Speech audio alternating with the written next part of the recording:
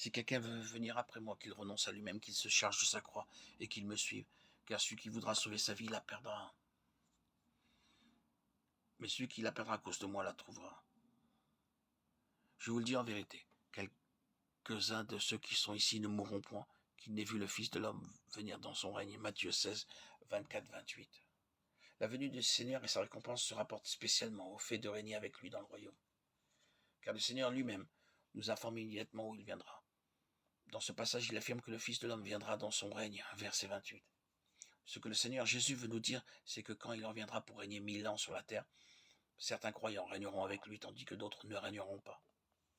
En conséquence, le point essentiel de ce passage est la division en deux classes. Des disciples qui ont cru dans le Seigneur et qui possèdent la vie éternelle. Une classe renonce à elle-même et se charge de la croix, l'autre ne renonce pas à elle-même et ne se charge pas de la croix.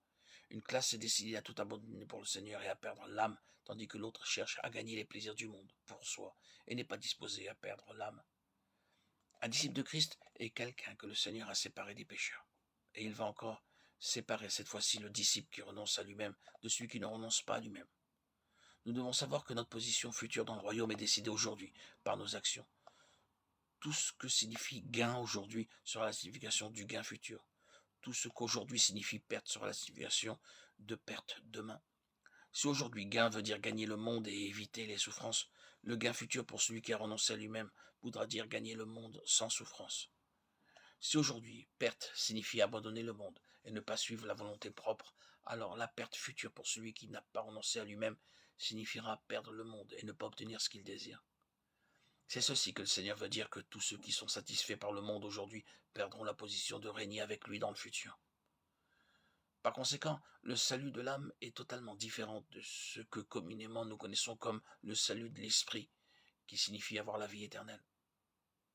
Comment est sauvé l'esprit? Ce qui est né de l'esprit est esprit, Jean 3,16.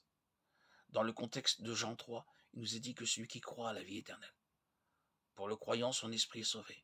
Donc, le salut de l'esprit signifie avoir la vie éternelle. Mais comment est sauvée l'âme?